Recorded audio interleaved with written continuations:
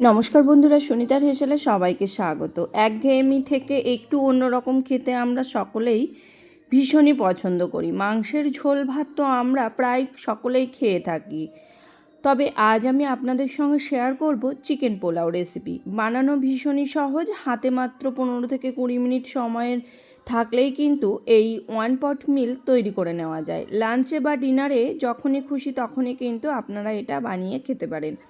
চলুন তাহলে রেসিপিটি শুরু করা যাক। এখানে দেখুন, আমি চিকেন পোলাও বানানোর জন্য এখানে চিকেন নিয়ে নিয়েছি। এখানে আমার 250 গ্রাম পরিমাণের চিকেন আছে। চিকেনটাকে খুব ভালো করে ধুয়ে জল ঝরিয়ে নিয়েছি। এবার চিকেনটাকে ম্যারিনেট করে নেব। তার জন্য এখানে হাফ পাতিলেবুর রস দিয়ে দিয়েছি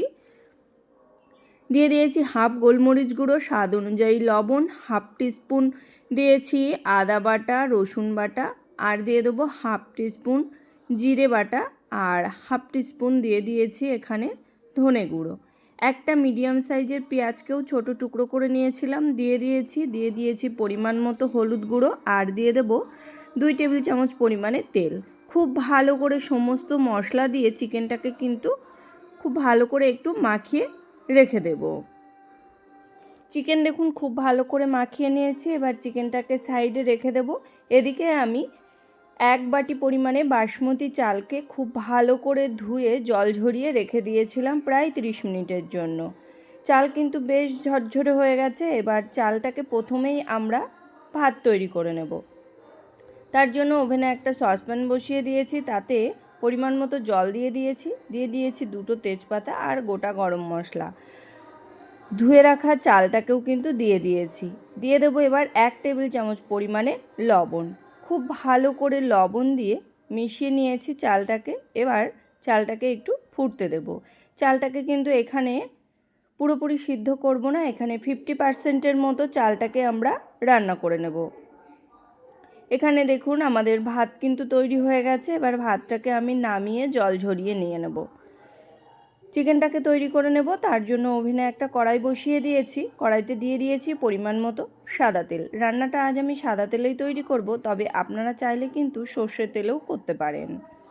এখানে প্রথমেই বেরেস্তাগুলোকে ভেজে নেব। তার জন্য পেঁয়াজগুলোকে দিয়ে দিয়েছি। এখানে 2টো মিডিয়াম সাইজের পেঁয়াজকে ঝিরিঝিরি করে কেটে নিয়েছিলাম, সেই পেঁয়াজটাকে দিয়ে দিয়েছি। অনবরত নাড়তে নাড়তে বেরেস্তাটাকে কিন্তু ভেজে নেব। আর বেরেস্তা ভাজার সময় গ্যাসের আঁচটাকে একদম হাইতে রেখেই বেরেস্তা কিন্তু ভেজে নিতে হবে, তাই না হলে পেঁয়াজটা কিন্তু নরম হয়ে যাবে। দেখুন এখানে আমাদের পেঁয়াজের বেরেস্তা কিন্তু তৈরি হয়ে গেছে। এবার পেঁয়াজটাকে তুলে নেব। ওই তেলের মধ্যেই আমি দিয়ে দিয়েছি হাফ চামচ পরিমাণে লঙ্কার গুঁড়ো, আর একটা লঙ্কা ফোড়ন হিসাবে দিয়ে দিয়েছি। এবার দিয়ে দেব যে ম্যারিনেট করে রেখেছিলাম চিকেনটা, সেই চিকেন কিন্তু এখানে দিয়ে দিয়েছি। সমস্ত কিছু খুব ভালো করে কিন্তু মিশিয়ে নিয়েছি। এবার মশলার বাটি ধোয়া সামান্য একটু জল দিয়ে দেবো। সমস্ত কিছু খুব ভালো করে মিশিয়ে নিয়ে চিকেনটাকে কিন্তু ঢাকা দিয়ে প্রায় 10 থেকে 15 মিনিট একটু রান্না করে নেব, যাতে চিকেনটাকে সিদ্ধ হয়ে যায়। সেই রকমভাবেই কিন্তু চিকেনটাকে আমরা রান্না করে নিয়েছি। প্রায় 10 মিনিট মতো আমি এরকম ঢাকা দিয়ে চিকেনটাকে কিন্তু রান্না করে নিয়েছি। একবারে সুসিদ্ধ হয়ে গেছে চিকেন। এবার এর মধ্যে দিয়ে দেব 1 থেকে 2 টেবিল চামচ পরিমাণে ঘিটা দেওয়া হয়ে গেছে। এবার এখানে আমি গরম মশলা বাটা ইউজ করছি। যেহেতু আমরা ভাতের মধ্যে গরম মশলা গোটা ইউজ করেছি, সেই কারণে এখানে আমি বাটা গরম মশলা 1 চামচের মতো দিয়ে দিয়েছি। খুব ভালো করে ঘি গরম মশলাটাকে কিন্তু মিশিয়ে নেব। এখানে সমস্ত ঘি গরম মশলাটাকে চিকেনের সঙ্গে কিন্তু মিশিয়ে নিয়েছি। এবার দিয়ে দেব বেশ কয়েকটা পরিমাণে কাঁচা লঙ্কা।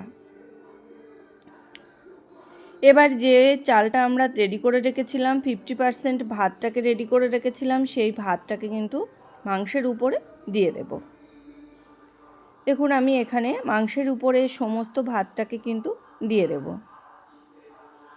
এখানে সমস্ত ভাতটাকে কিন্তু দিয়ে দিয়েছি। এবার একটু ছড়িয়ে দেব। ছড়িয়ে দিয়ে এখানে আমি হাফ কাপ জলের মধ্যে 3 টেবিল চামচ গুঁড়ো দুধ আর সামান্য একটু ফুড কালারকে খুব ভালো করে মিশিয়ে নিয়েছি। সেই দুধের মিশ্রণ কিন্তু এখানে উপর থেকে ছড়িয়ে দেব।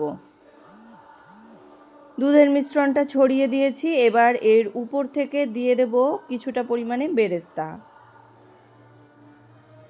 বেরেস্তাগুলোকেও কিন্তু উপর থেকে খুব ভালো করে একটু ছড়িয়ে দিয়েছি। এবার এটাকে ঢাকা দিয়ে রেখে দেবো প্রায় 10 মিনিটের জন্য। একদম গ্যাসের আঁচটাকে লোতে রেখেই কিন্তু 10 মিনিট রেখে দিয়েছিলাম। ফিরে এলাম 10 মিনিট পর। দেখুন এখানে পোলাও কিন্তু একদম রেডি।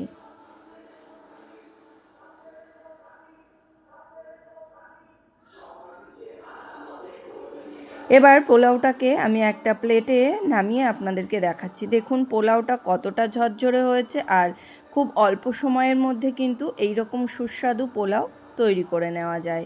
তাহলে বন্ধুরা, আমার এই চিকেন পোলাওয়ের রেসিপি আপনাদের কেমন লাগলো, কিংবা ওয়ান পট মিল আপনাদের কেমন লাগলো অবশ্যই কিন্তু কমেন্ট করে জানাবেন।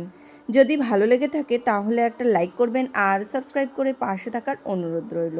আজকের মতো এই পর্যন্তই। আবার দেখা হবে নতুন কোনো রেসিপি নিয়ে। ভালো থাকবেন, সুস্থ থাকবেন। ধন্যবাদ।